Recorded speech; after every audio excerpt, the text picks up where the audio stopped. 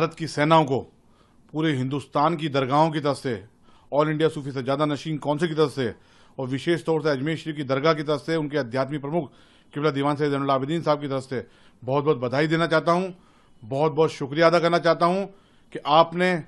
इस देश का मान सम्मान बढ़ाया है, आपने इस देश की सुरक्षा के साथ कॉम्प्रोमाइज़ नहीं होने दिया और आप सरहदों की निगरानी कर रहे हैं तो हम सुकून और चैन से सो रहे हैं। हमें इसका इत्मीनान है कि हमारी सेनाएं इतनी सशक्त हैं, इतनी मजबूत हैं कि आज और आज के बाद कोई आतंकवादी इसकी तरफ नजर उठा के नहीं देखेगा। भारतीय सेना ने प्रेस वार्ता में कहा कि पाकिस्तान में भारी तबाही हुई है। बिल्कुल, भारतीय सेनाओं के जो बयानात आ रहे हैं, प्रेस ब्रीफ आ रही है, वो बिल्कुल ऑथेंटिक है और आधिकारिक बयान है और हमें पूरा यकीन हमारी सेनाओं पे। उन्होंने बिल्कुल वहां पर नस्तो नाबूद किया है पूरी तरीके से। वहां के जो 9 आतंकवादियों के कैंप वहां चल रहे थे उनको नस्तो नाबूद किया है। 100 से ज्यादा आतंकवादी मारे गए हैं, 40 से 45 जो वहां के जवान मारे गए हैं, ये इस बात का सबूत है। और वहां यहाँ तक कि वहां के जो एयर बेस है जिसमें बहुत भारी तबाही हुई है, तो ये 1971 में पाकिस्तान के लोगों ने तबाही देखी होगी, उसके बाद में अब तबाही देखी है और अब उनको एहसास भी हो गया होगा वहां की सेना को, सरकार को, कि ये नया भारत है, ये आतंकवाद को बर्दाश्त नहीं करेगा। अगर आपने हमारे एक भी नाहक बेगुनाह का कत्ल किया तो उसका बदला इसी तरीके से लिया जाएगा।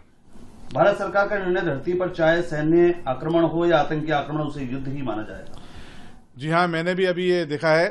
कि भारत सरकार ने निर्णय लिया है और इसका ऐलान किया है कि अगर भारत की धरती पे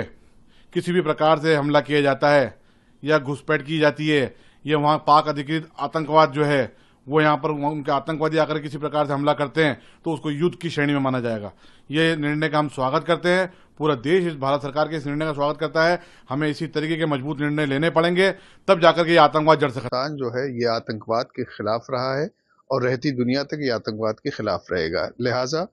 आतंकवादियों ने जो कारनामे अंजाम दिए, हिंदुस्तान ने उसका मुंहतोड़ जवाब दिया, सेनाओं ने उसका जवाब दिया। मैं समझता हूं कि प्राइम मिनिस्टर साहब ने 3 बातें बहुत अच्छी कही कि न्यूक्लियर ब्लैकमेलिंग ये बंद करे, और दूसरी बात ये कि टेरर और टॉक एक साथ नहीं चल सकता है, टेरर और ट्रेड एक साथ नहीं चल सकता है, पानी और खून एक साथ नहीं चल सकता है। इसका मतलब है कि सीधा संदेश है कि तुम आतंकवाद के अड्डों को बंद करो और हमेशा पीस की बात करो, तुम हमारे पड़ोसी हो। मैं समझता हूं कि सेनाओं ने और अवाम ने फौलाद की तरह इस मुल्क के साथ खड़े रहे और यही सबसे बड़ा एक संदेश है कि पूरे 140 करोड़ अवाम जो है, हिंदुस्तान जो है वो आतंकवाद के खिलाफ है और अपने मुल्क की सेनाओं के साथ है। और जब भी आतंकवाद का मसला पूरे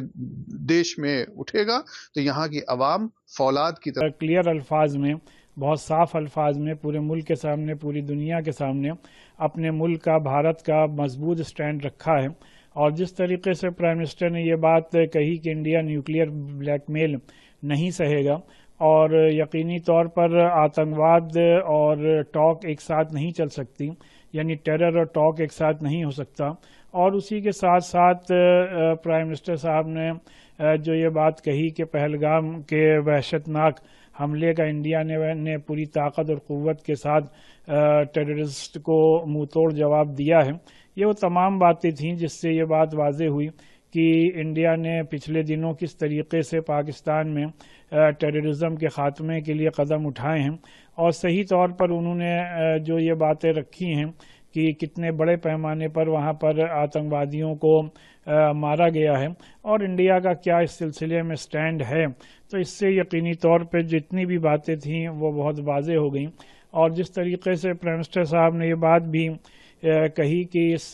वॉर अगेंस्ट टेररिज्म पर पूरा मुल्क, चाहे जितने भी समुदाय हैं, जितने भी राजनीतिक पार्टीज़ हैं, सब ने एक जुटता का सबूत पेश करके पूरे दुनिया के सामने इंडिया की असल ताकत को पेश किया है। उसके लिए तमाम देशवासी, तमाम अहले मुल्क मुबारकबाद के